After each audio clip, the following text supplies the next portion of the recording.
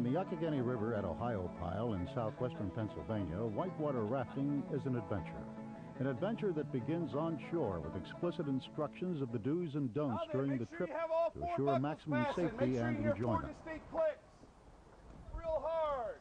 Then the rafts and rafters and guides enter the water at a calm pool beneath a 20-foot waterfall.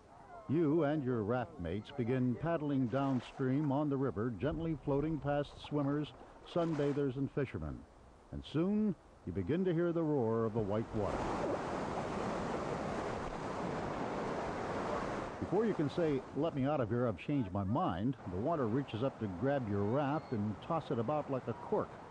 Huge rocks, unnoticed earlier, reach out as if wanting to trap you in the swirling water. Occasionally, someone does fall out of a raft, as this Girl Scout did. But the water, though swift, is shallow. She manages to wade through the water and onto a huge rock which earlier seemed a menace. It now becomes her island of safety. Unhurt, she gets back into her raft. Terry Palmo, who runs the Laurel Highlands Rafting Service, says every conceivable measure is taken to assure safety. We know where the action is going to happen. So we see, people falling out, but it's not the end of the world. We know where that's going to happen. We have kayakers sitting in the water. We have guides giving hand signals. So we're around those points where the action might occur. Still, there is a risk of danger in whitewater rafting, particularly at the advanced stages, and you will be asked to sign a waiver of liability. Ohiopyle doesn't present the challenges of the New River or the Cheat River in West Virginia, but it is a place where the beginner can determine whether whitewater is something to be pursued.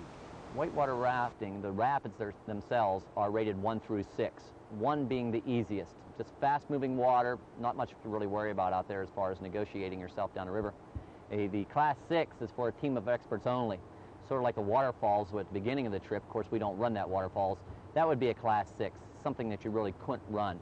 Everything else in between, of course, it steps up as you get closer. These that we're running here in the Lower Yough are Class 3s, normal mid-range whitewater rafting. Those involved in whitewater rafting say it brings excitement and fun not found in other forms of recreation. Oh, this is great. This is a blast. What do you like most about whitewater rafting? The thrill, the excitement. The excitement. It's a thrill. Very exciting. If you'd like to give it a try, there are a number of rafting service companies at Ohiopyle.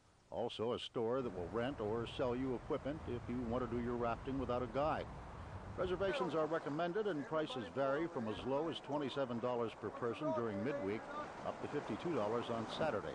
Now, those prices include 5 hours of rafting and a smorgasbord lunch.